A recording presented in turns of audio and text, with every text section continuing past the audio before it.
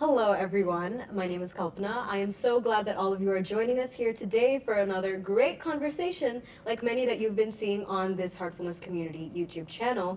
I'm gathered here with two amazing humans, and we're just gonna have a great conversation about everything relationships, about everything marriage, and I hope you all have a great time. So just grab a cup of coffee, grab some chai, whatever it is that you like drinking, and just come sit, and I hope you have a great time.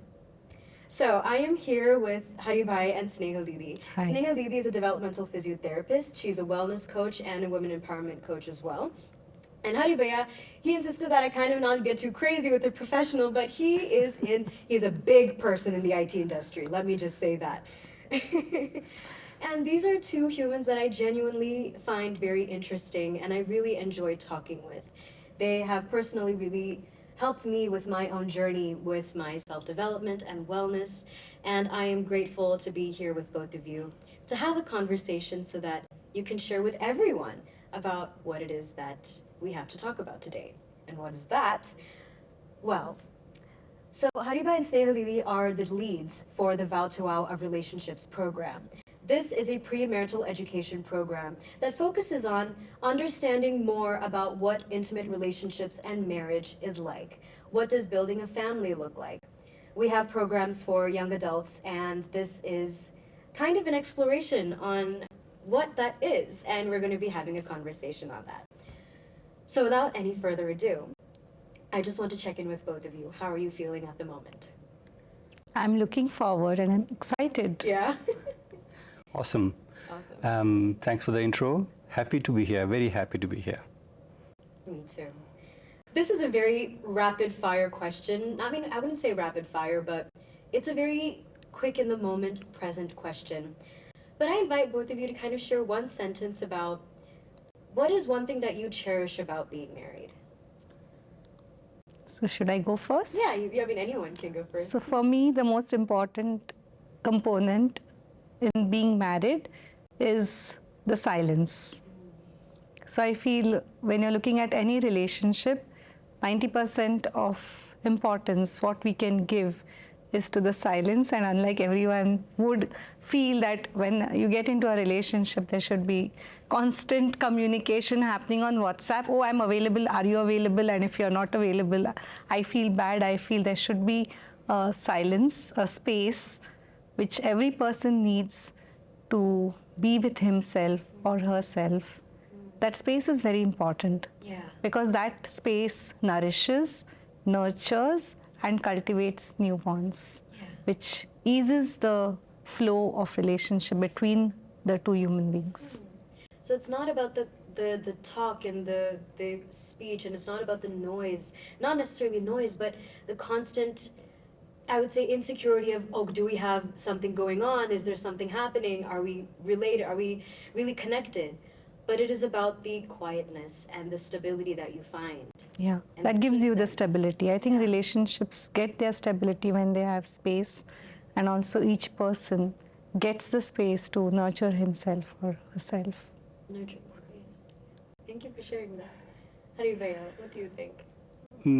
Interesting. I think I have to give you a long answer for this, right? So when I started this journey, especially my own inner journey, let's call it spiritual journey, I thought sannyasa was important, right? But when I first got exposed to Sahaj Marg, then there the gurus or the guides of Sahaj Marg or Heartfulness, they say the grihastha ashrama, the family life, is the most conducive for the spiritual growth. In a way, I was shocked, pleasantly surprised, and I found that it is very, very important, where only in the grihastha ashrama that you will find two important instruments, love and sacrifice. Rather, so these two are the foundation on which you build the temple of spirituality. That's a sentence from Babuji Maharaj, the first founder of Heartfulness. Right? So I was a single guy at the time. It made me wonder, but it's so true, because as the consciousness expands from within, but I have to live in this world, and the one that anchors me is family. Right? So it's not just the marriage per se, it's a family at large. Yeah. That is what that anchors me on this ground, on this earth. And that keeps me grounded, number one. Number two is, it always constantly challenges you to even, let's say, you grow inside out. Yeah. It doesn't let you stop. Today I have something, fine, I thought I'm in a good space. Suddenly a challenge comes up. Now I say, oops, this I have not been prepared for, right? Again, you adjust, and that's where the real growth happens, right? So that's what I found out with, let's call it marriage or family life. It's very beautiful. There's like an irony in what you said. You know, on one hand, it keeps you very grounded, but it's also challenging you to grow constantly. Absolutely. You know, unpredictable situations, and these can be positive, negative, anything. But and also for it to be a breeding ground for your spiritual development. Could both of you share a little bit more about what do you mean by spiritual development? What is the role spirituality has to play in marriage, and what is spirituality? See, it's like this, right? For me, when I look at this, right? So, at least when I thought that I should really, there's something more to life, the meaning to life, right? So that's when you look for it, and I thought this is the best way to go is to look into a spiritual pursuit, right? And then it usually starts with yourself. So, okay, I mean, when I look at myself, Hari, you're okay, right? But you're not there yet. You become better, right? Look at it. That inward tendency of the meditative practices makes you look within, and it shows you the faults or not so good things about you. That's when you can adjust your life and then become better, right? And then, of course, you have your parents at the time, and you're single, you're okay, right? But once you're married, oops, there's certain things that you have never been aware of. So, oh my God, I was so insensitive because there's a person right next to me and not being sensitive about. And then it hit me. And then again, I had to start adjusting, right? And then baby comes. One more step. Like that, and the growth of the baby, etc., into little girl to adult, etc., also teaches lots of things, right? So this is what I found. With constantly from me space to a we space is what it brings to. Yeah, and you mentioned looking for something more in your life that, you know, that's where you kind of go into spiritual pursuits, but that question of what am I doing more with my life and what is my innate purpose, that's great. Correct. I mean, if you really look at it, there's no point in just you growing alone. There's no point at all. If everybody around us really grow inside out, in the best possible way, bring about complete wellness is what is required. And for that, the family life becomes the core of our lives. It's very interesting because that actually kind of points to my question later on, which I'm really excited to talk about. Snehal, do you mind sharing, like, what is your idea of spirituality, and how is spirituality related to married life and vice versa? You need to learn to take care of others before you take care of yourself. And that was the first lesson which I learned when I got married, that you need to take care of every single person. And that's where the book which I really love and I quote every time is The Neuroscience of Relationships, that no single brain can exist. Human brains exist only when they are together. So the togetherness which I got in that one room kitchen with around 20 people around me was amazing. So I feel once you, and this is what instills again, gives you the foundation for spirituality. So unless you're into the Grihastha as Haribai spoke, I don't think we can jump into spirituality truly. Because if we are single and we are practicing spiritual life or walking on that life, you're singled out. You don't know where to apply what you're getting, what the universe is giving you in abundance. But in a family life, you can give love, you can care with abundance. I just find it very interesting how the role of family is so important. Even if it's you and your spouse, that's still a family. Even if it's just you and your parents, it's still your family. Even if it's you and a community you're serving, that also can be family. But what both of you mentioned about it's not just me, it's me and the other. The role of community seems to be very important. And today, sadly, we live in an age where we're convinced that it is okay that we're on our own. And solitude is different from isolation. And I think that's something that really stood out in what both of you were sharing, that it's not about isolating yourself. Anyone can grow if they're alone, but you know, that there's that colloquial saying that, you know, your family, they know how to push your buttons. And that's when you can really test out where are you in your growth journey. And that's something that really stood out in what both of you shared, and that really connected to me. Thank you for that. The improvement comes when the near and dear ones tell you right in front of you, place the mirror and say, there you are. Yeah. And then you turn the mirror and look at yourself and say, okay, I need to improve. Yeah. This kind of seamlessly takes me to my next question, which is also about community. And I remember we were talking about this a couple of days earlier, how Revered Daji, Dr. Kamlesh D. Patel, in his book, Wisdom Bridge, he talks about how today it still takes a village to kind of raise a child. And he was talking about parenting in that context. I kind of want to ask both of you, in the context of building a relationship with a partner, what is the role of community and social relationships? I'm just going to put this very broad, and I would love to hear your thoughts on that. You want to go first? So, to be very frank, I was always raised by a community.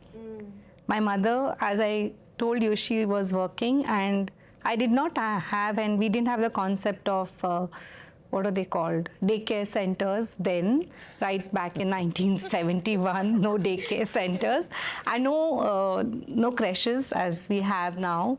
And one of our neighbors who was staying down just offered help and said, told my mother, you go ahead, we'll look after your daughter. So that's where I used to stay with them in my very early years, till I could manage myself staying alone. Yeah. So that was one part of it. Even when the stage came when I didn't want to get married and my mother wanted me to get married, I had one aunt who we used to walk the road together. I used to go to my college, she used to go to her office, so it used to be a walk of half an hour. But it used to be a good mentoring which I was getting in that half an hour. And she loved my company and I loved her company. So we used to wait for each other to meet at a certain point and walk the way. So I feel she really guided me well, very humorously. She was the one who brought the proposal of my husband, and we did get married later. But she did it in a way that was not imposed on me. So I didn't feel imposed because she was there. If it would have been my mother, I would have felt it was imposed. So I could walk the way because there was a halo parent, which is described in Wisdom Bridge, which she was there, which the family down, they were not from our caste, they were Muslims, but I cared for them more than anyone. And that's where I feel, for me, in my life, community has always played an important role, and so does it.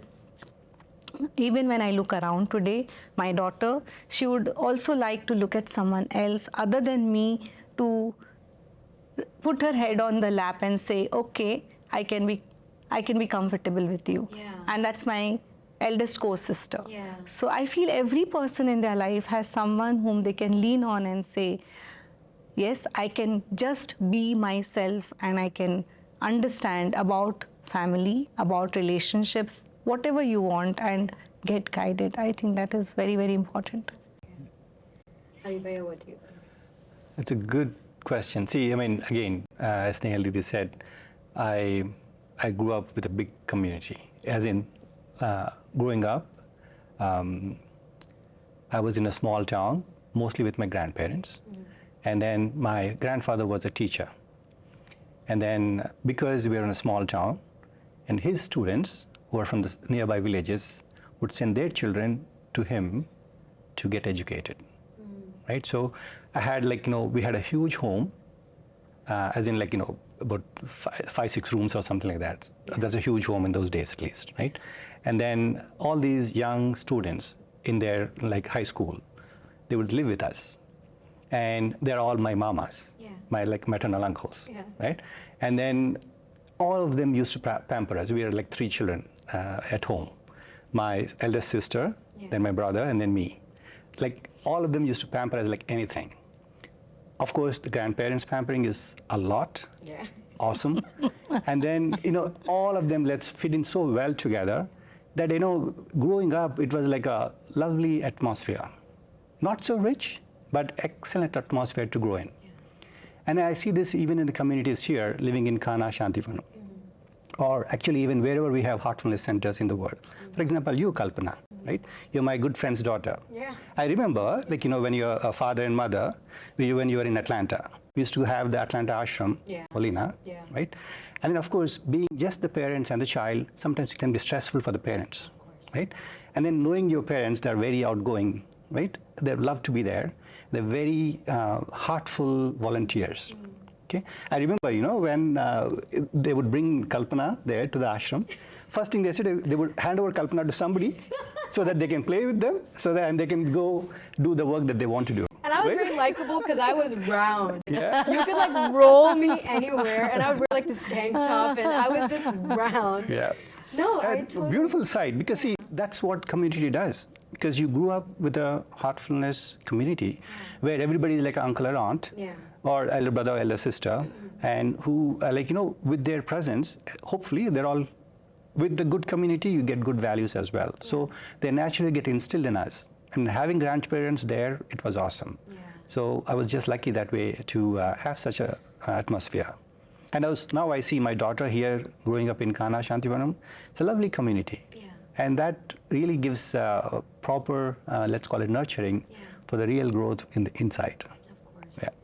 I really resonate to this, especially because now, like you mentioned, I've also grown up in the heartfulness community, and over my life, I've built different kinds of communities in different areas. But right now, I'm in a place where I'm open for marriage, and I'm open for, welcoming a partner in my life. And honestly, I really loved mentoring from other people too, alongside my parents. But like you mentioned, and like River Daji also mentions in the Wisdom Bridge book, sometimes because they're your parents, by default there is resistance. Not like they're bad people or anything. Yeah. Like I know 95% of parents in this world have so much of love for their kids, but just take for granted that there is resistance. I think for me to have people along with my parents that I could really look up to in terms of what should marriage look like, or not should, but what can marriage look like. That's a model that we're trying to adopt in the Vow to Wow program, where we bring in people who have stories to share about married life and what it looks like. Because we're talking about having people that can talk to you and connect with you who have experience with what it looks like. It really, really matters, because now you're also creating halo parents for yourself. Halo parents are essentially kind of guardian angels you can think of, people that are there to mentor you and nurture you alongside your parents, kind of. But so we have couples coming in and sharing stories about how they met, what were their challenges like, how did they cope with married life, and how did they cope with family life, what were some things they cherish, and what were some things that they want to do better. So that's just something I wanted to share, because having that sense of mentoring and that guidance and inspiration, more than anything, inspiration is something that I think is so important, and that's what really spoke to me in what you were saying. Here I would like to add on something. It's Yes. not only about having a heartful community in Kanha, but worldwide. Wherever I went, I remember when I came to US, they had such a big bang party for me, and I was like, wow, that was my first visit to US. I was like, what is it going to be? And they were all there to welcome me. I was taken, I felt so good. And even if you're single in a particular country and working for an IT company, in a place like US, people can get completely lost. They can go into the complete web of loneliness and it is very difficult to come out of loneliness and depression. But I think the Heartful community is one place which every individual is taken care of very, very well. And even it may be Kanha Shantivanam, or maybe Bombay, or maybe New York, or maybe Atlanta. We have beautiful communities all over. I think it's important to kind of find your own community, even if it's not heartfulness. It can be anything that you Yes. want, but to be able to find a sense of social connectivity and building relationships. I know we were talking about how adult friendships can be so complicated because you have your own routines. It's so hectic, and in that, accommodating people and making time for them. So I think that's also something that kind of speaks to me when you say look for community outside of you. See, this actually, the way human beings are built are not just taking in, it's about exchange. Yeah. Actually, real living happens when we give. Yeah. right? And then, of course, when we receive, it's also wonderful, because whatever we give, we'll get back, right? So unless we have the other, there's nothing to give to, right? So in this relationship that we have, right? So the giving is the most important aspect of it. That's when we really feel alive, not when I receive. So this sort of community that we build is important, right? So that's the real crux of the whole living part of it. I totally agree. Yeah. How do we tap into that natural need to contribute to other people, and why is it important? I mean, what is the role of giving in a relationship, and what is the role of improving our own selves so that we can be a great partner for someone that we meet in the future? Does that make sense? I mean, I kind of... I think it makes a little bit of a sense to me, because we have this ceremony where the boy's family actually looks at the girl, and I was completely against that ritual. So we bypassed that ritual, luckily, because I put my... And I said, I don't want to go through this, taking the tray, meeting the boy, etc., etc. But the first time I visited their family, and of course, if there's a new person coming home, everyone will come. I was made to sit on a sofa, and I could see 50 people around me, little children laughing. And I was like, what is this? So that was a big shock for me. It was a cultural shock, because I was not used to anyone except my mother next to me.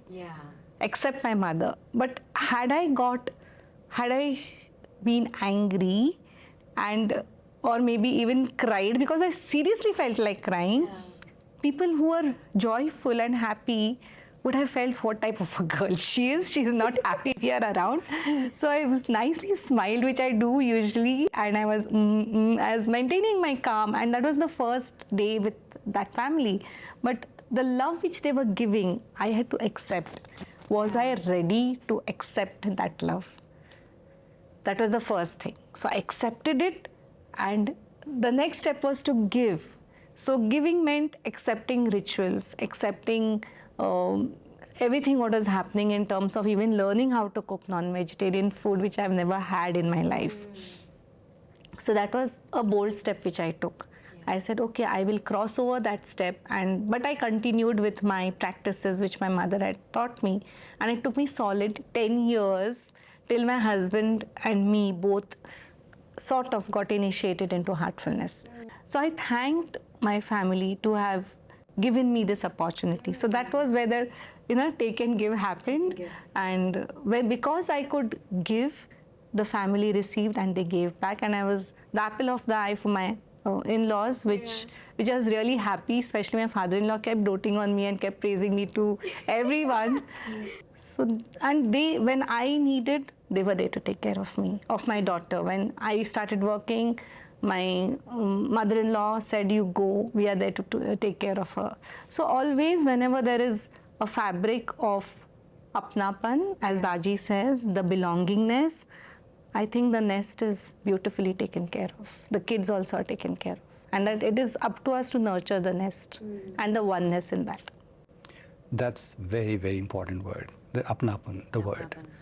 Because the moment it's mindness or togetherness, it's its most important one.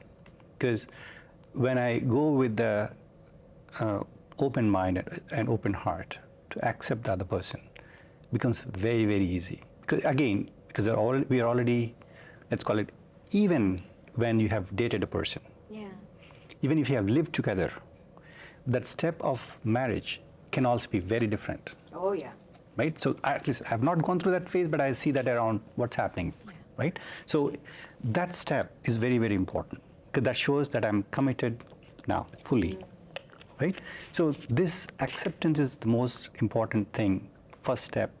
Then, only then, this whole thing happens, of a beautiful unfolding of what it is about. Yeah. Right? Absolutely important. Yep. I think today's generation, a lot of us kind of grapple with self-doubt, and we grapple with the fear of, am I even ready for something like a long-term relationship or marriage? Will I ever find love? Will I find a partner? What if I'm too much? What if my partner's like this? How can people develop more self-worth to be able to even open up their hearts to bring someone in their life that will enable them to grow and, who they can contribute to their growth? how can we develop self-worth from within? And yeah. It's a tough question. I don't know if I have an answer for that. You have to just jump into the relationship. There's no other way. Because that question perhaps comes to everybody. Yeah. I remember, I have a very good friend of mine. They've been dating for a while. They're a very lovely couple. But I was there as his best man right next to him. Yeah.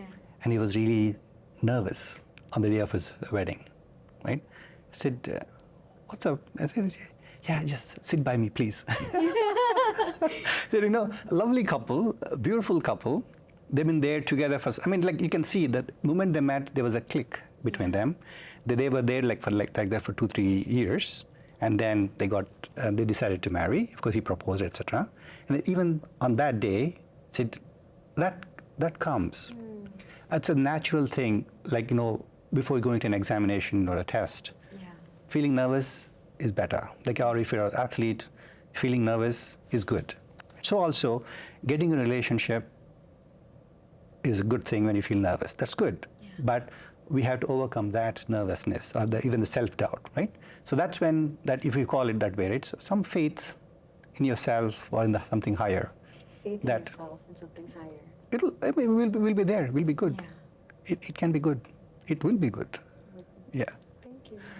Snehal, did you have any thoughts? So from my experience, if you ask me, I had to prove my self-worth at every stage, because in a city like Mumbai, I never looked at the bank account, what he had. I didn't even know that he didn't have a job, or he was interning. What is it called? He was apprentice for a company, for Tata.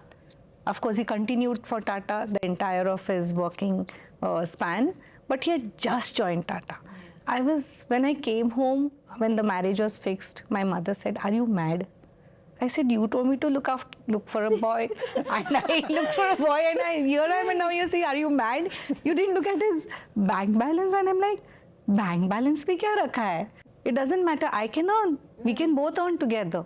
So what? He doesn't have a house. So what? We can do the house together. So this looking beyond the horizon, which is presently creating a barrier, and jumping into it together really creates bonding. Even for him to look at me, I was again not from a very great family. She was just a single mother, but my mother did everything what she could as a lady who could give her daughter away to a new family. But I had flunked in my last year. I was not a successful physiotherapist, which I am now to start with. Yeah. But he held my hand and he said, "It's just a matter of 6 months. Let's walk it together." So the walking together and proving the self-worth both the ways helped us. And it was looking beyond finances, it was looking beyond territories. We didn't have a house in Mumbai, so looking beyond, okay, we don't even have a house, it's okay, we'll manage, ho jayega. Yeah. So this is what I feel that we should look at the relationship, keep the relationship higher, work for your self-worth, and then edge the way to that relationship. If we learn to believe truly in a heartful relationships will be much deeper, and they will be respected. Yeah. So, but in the end, I think what really spoke to me about what both of you shared is, what is your bedrock? What are your values? What are your passions and purpose? What's your purpose, and how do you want to fulfill that with your partner? You can't build only a relationship with your husband and say, "Oh, he's my family." It doesn't happen that way. So maybe we used to go out shopping together. We used to have coffee together. She used to wait for me when I used to come from work and have tea together, and we used to talk about what happened during the day. Same thing with my father-in-law. I knew he liked something like Jayant Narlikar. I used to know the authors which he liked, and I used to get books, and I had a good collection of books which he used to love to read. Yeah. So our conversation used to be mostly on authors, what they have written, astronomy, astrology, etc., etc. So we used to have our own space. So giving each person and making that person feel that, okay, I'm very important to her in that relationship is important. So it's not friendships with the partner, it's also with the family. And yeah, the moment we break that wall that, oh, he's my father-in-law or she's my mother-in-law, and you look at them as, I know them and they're my friend, the quality, I can feel that shift in my body as I'm just saying it, that the quality of that relationship really changes. And That's yeah. Now, here's the interesting aspect, right? So, again, for different people, it's different situations, mostly, right? Because, what Snehal was saying about is when she was married and her in-laws were there, there may be a situation that your in-laws may not be there with you. Yeah. It will be something else. So only you and your significant other, right? And maybe the community around. As we accept the things as they are in that particular situation, it helps us. Yeah. The more we try to draw boundaries, it will be tough. Yeah. Right? So as much as possible, again, mostly as we are comfortable inside ourselves, we naturally be comfortable outside us. Oh, that is very. So the That's more very you're deep. comfortable in yourself, the more comfortable you are with your surroundings, Yes. and that is something that really, really speaks to me too. Yeah. And I think this whole idea, naturally, it is very nerve-wracking to experience. It's a huge shift, and it's a lot of changes, and it's great. It's a, like I mentioned before, it's a breeding ground for growth. But nevertheless, it can be very scary to navigate. And I think knowing that, having conversations like this about that, which is why we have these platforms where we talk about it, where we have programs that, kind of cushion this whole thing for you to really understand, do I want this? And if I do, how can I courageously follow my heart while doing it? And how can I listen to myself? Which is kind of what the Vow to Our Relationship program kind of addresses.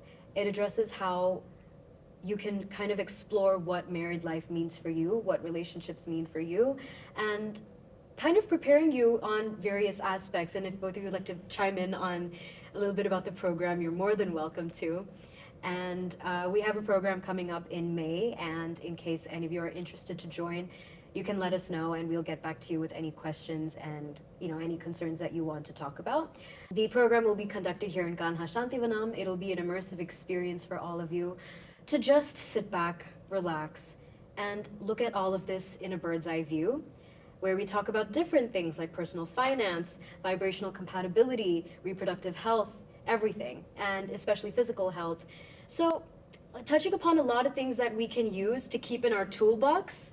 Oh, communication is one. Yeah. One of them. Communication, conflict resolution, all of the things. Yes. It's very important before getting into a relationship and into an institution of marriage, which is important to create a new world. You prepare yourself for it.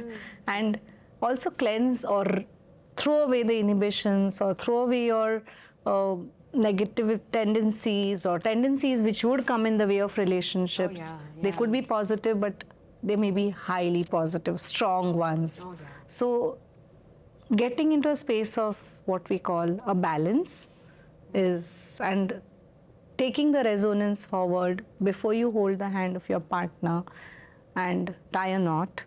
I think this program is very, very deep, and it helps you to resonate with your partner. It's like the tango. Yeah. It's also like I'm with you, right? So, I got married in Heartfulness tradition, right? But I really wish I had this program when I got married. Oh, yeah. To prepare for this. I really, felt so many times. Really. So, your own spiritual practices will help you, but such programs are really good for us to prepare ourselves. But again, doesn't mean that you'll be prepared 100% for every situation of your life, but it will really prepare us quite well.